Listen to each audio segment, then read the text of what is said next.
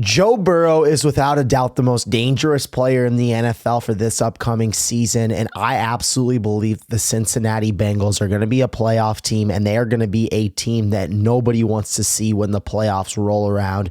This has always been the way it's been with the Cincinnati Bengals. They start slow, they heat up in the middle towards the back half of the year, and then they go scorched earth on the rest of the NFL. If we all remember here, Joe Burrow is the only active quarterback in the AFC that's been able to knock off Patrick Mahomes, and we've been robbed of seeing that over the past few seasons, and that's one of the reasons why Patrick Mahomes has had this dominant reign over the AFC. We all understand that Tom Brady has been able to beat Patrick Mahomes. We all understand that Jalen Hurts now has been able to beat Patrick Mahomes in the Super Bowl, but when you look at pure quarterbacks beating Patty Mahomes, it's only been number 9 and number 9 only in the AFC. We haven't seen Lamar Jackson do it or Josh Allen do it, and yet I believe this is the year we will see Joe Burrow back in the playoffs to give Patrick Mahomes a true run for his money. Now, I believe we were robbed of a miraculous MVP run from Joe Burrow last year. The season that he had was dominant. It was unbelievable, and if he would have gotten that Bengals team into the postseason, it would have been one of the most impressive Herculean efforts I've ever seen from a quarterback. On one hand, you have Joe Burrow, who's playing at this MVP caliber level. He led the NFL in passing yards with 4,900 passing yards. He led the NFL in passing touchdowns with 43. He had the 4th best completion percentage amongst quarterbacks, completing over 70% of his passes, and he had the 3rd best QB rating in the NFL. He did all of that while leading one of the most potent offenses in football, leading this Bengals unit to the 6th most points per game, nearly putting up 28 per game, and then he also obviously led the NFL in passing yards per game with this offense. And then on the other hand, you had a defense that was absolutely atrocious, and you had a kicking game that stunk. On the defensive side of the ball, they gave up the 7th most points per game in the NFL, and their defense was like Swiss cheese all season long. They gave up nearly 26 points per game, and they also gave up nearly 350 yards per game, ranking the 8th most in the NFL. And then you look at the kicking game. It was just such a crucial part of this Bengals team that was not there. If you remember when the Cincinnati Bengals made that huge run when Joe Burrow tears his ACL his rookie year, they draft Jamar Chase, they make it all the way to the Super Bowl. Evan McPherson was a pivotal part as a rookie kicker and helping the Bengals get to the Super Bowl. He made all these clutch kicks. He had ice in his veins. There was even a report at one time that he was watching the Super Bowl halftime show from the field and didn't even go into the locker room because he was that money, but he really struggled last year, and he had so many big-time kicks that he missed that really hurt the Bengals. He had 4 missed kicks in 1-score losses. If you go back to that Ravens game, they lose in overtime 41-38, and Evan McPherson misses the first field goal that would have given the Bengals the opportunity to win it. You take it a few weeks later, he misses 2 field goals against the Chargers when the Bengals are kind of heating up, charging up this huge run. He missed 2 field goals in the Chargers game that would have put this one away. And then all the way back to early in the season where they start 0-3, he misses an extra point against Kansas City, and they lose 25-26. So many things going against Joe Burrow, so many things going against this offense. And you're looking at 2 complete opposites here. You're looking at one of the best offenses in the NFL, headlined by, in my opinion, the MVP last season. And then on the other side, you have an atrocious defense and a kicking game that cannot put games away. And that's what the storyline was all season long for the Cincinnati Bengals. And that's why I keep talking about how we were robbed of a Joe Burrow postseason run. But on the other hand, I'm so confident that we're going to see one this year. And it's going to start with obviously him and this offense. If you go back to last year, Jamar Chase and T. Higgins really didn't play much in the beginning of the season, kind of the first 3 or 4 weeks. Those guys weren't playing, or they were disputing their contracts, wanted the big time deal, or they were a little rusty because they came back from camp. And I believe that's why the offense was a little slow in the beginning of the season. Then obviously they just went scorched earth on the rest of the league and turned into one of the best units in the NFL. But they really struggled week 1 against the Patriots. And that's what we've seen from this Bengals team. They start slow. Obviously this year they have to start so much faster. But I think you're almost looking at this defense as like, okay, we know it's going to be bad, but we know we're going to have to put up 35, 40 points per game time in order to really make a Super Bowl run. And that's why I think the Bengals have committed to this offseason. They re-signed T. Higgins. There was a lot of rumors about what was going to happen with that situation because they signed Jamar Chase to the biggest contract in NFL history for a wide receiver at the beginning of this offseason.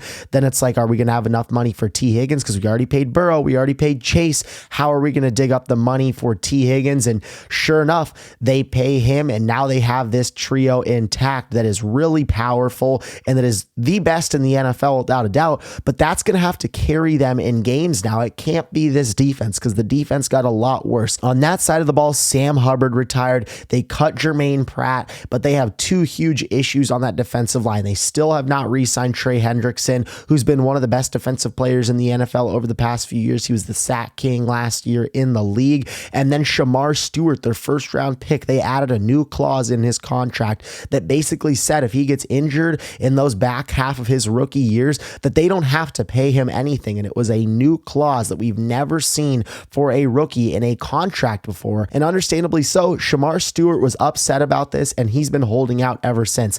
The Cincinnati Bengals need both of these guys back so bad if they want to have any sort of a chance on defense. Trey Hendrickson was the only reason that this defense was somewhat relevant last year, and they drafted Shamar Stewart knowing that this defense was not going to be good. So they drafted him, but he hasn't even been practicing. He hasn't even been playing. They need to get him on that defense, and he needs to start developing with some of those guys right away because this defense is not going to be good. We all understand that the offense is going to have to carry this team, and I think that Cincinnati is okay with that, and they've come to kind of the realization that it's going to be Joe Burrow doing it all, and it's going to be Jamar Chase and T. Higgins going absolutely wild, and that's why I believe that Joe Burrow is going to win the MVP this year. I've been saying it for the entirety of this summer now. I think that Burrow should have won the MVP last year. He led nearly every single quarterback passing category, and that was really when the offense started to heat up in that back half, maybe the back 2/3 of the season. Joe Burrow, if he puts together a full 17-game season where this Bengals team starts hot, where they don't start 0-3, he's going to easily glide to this MVP. Now let's go over the schedule here. Let's see what Cincinnati is capable of doing. First thoughts here, this is very tough. We all understand the division that they're in, never going to be easy.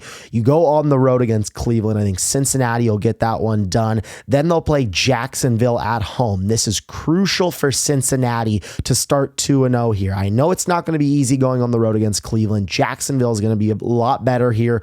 They've got to start 2-0 because this schedule gets so tough. And just like last year, they're not going to be able to recover if they fall in this 1-1 or 0-2 hole. They've got to take care of the gimmies. So I believe they'll start 2-0. Then they'll go on the road against Minnesota. I think that this is a very winnable game here, especially with the question marks around JJ McCarthy. I think that Joe Burrow and this team will pick up a massive win on the road and will start hot for the first time in a while to the likes of which we have not seen in the Joe Burrow era. Now they'll go on the road against Denver on Monday Night Football, one of the toughest defenses in the NFL, but their offense kind of has some question marks too. I think that the Bengals are a better team here. I think their offense takes care of a great defense here, and I think that their defense is able to get enough stops. That's when they'll play Detroit at home. I think that this is going to be their first loss of the season. I think that Detroit is still unbelievable, one of the best teams in the NFL. They're 4-1. Then they'll go on the road against Green Bay. I think that this is kind of where people hit the panic button a little bit. I think they lose 2 in a row here. Josh Jacobs could just run for 500 yards against this terrible defense. Then they'll play Pittsburgh on a short week on Thursday Night Football. I think they bounce back in a big time way here.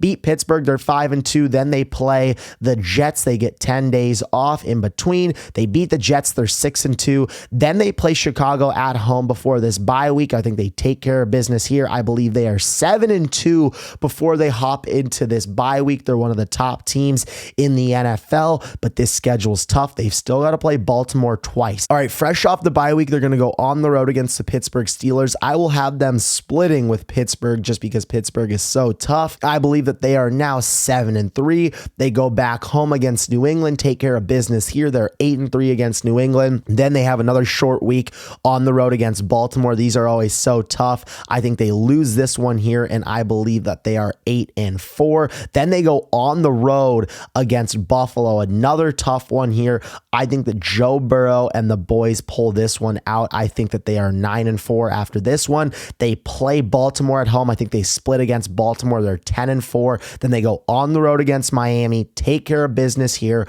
at home against Arizona, and at home against Cleveland. I think that those are all very, very winnable games. I think that the Cincinnati team is going to go 13-4 next year.